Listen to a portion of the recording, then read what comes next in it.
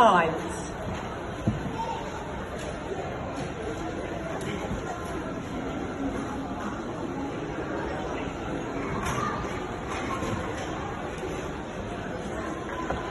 I never noticed how often roosters crowed before.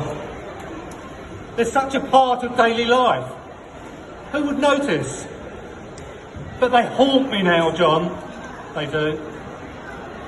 I told him I'd be faithful to the end.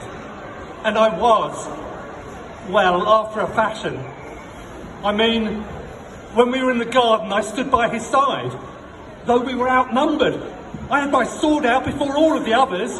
I made sure they knew we could bite when I cut off that servant's ear. I didn't retreat. Well, at least not until they arrested him. I didn't mean to leave him. But you were there, John. You saw that mess. I didn't mean to leave. After that, I tried to follow him, I did. I followed him to keep at his courtyard. You heard me tell him that even if all the others fell away, I never would. And so I followed him. It was hopeless to do so. I knew that it was all over, that we were all marching towards death, his death. But I followed. I said I would, even if I have to die with you, I said. It was cold there. I had a fire going in the courtyard, but I couldn't get too near. Too many people were crowded around it. Well, actually I could have got closer, but I didn't think it was wise to stand so fully in the light. They were an angry group, you know, and, well, I didn't think it wise. And then that servant girl, a sly thing, so pert, so insistent.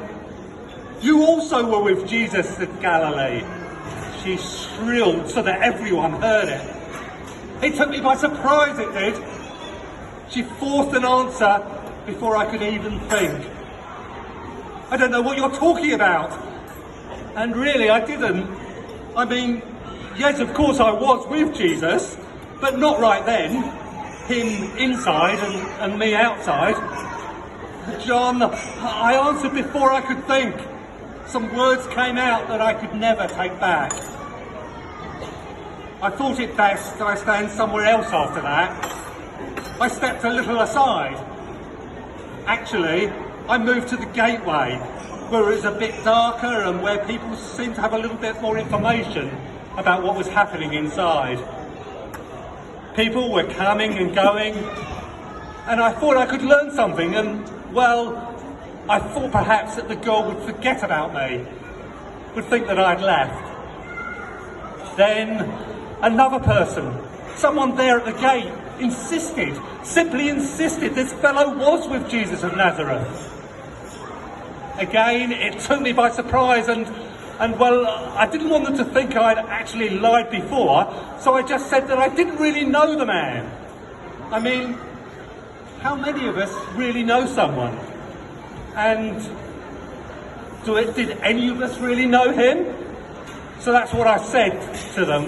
Well, I probably worded it a little bit more strongly than that. In fact, I might have sworn a bit about it. But really, I was beginning to get angry. So I lied again. I got really angry when a group of them came at me and pointed out my accent. Surely you're one of them, for your accent gives you away. I admit now that I yelled and that, well, some curses were exchanged, and again I swore, just a bit.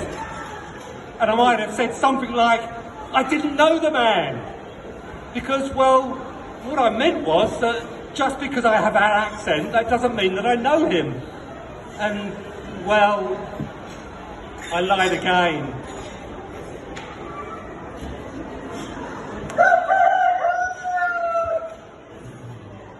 You see? They haunt me. John, he said I would disown him.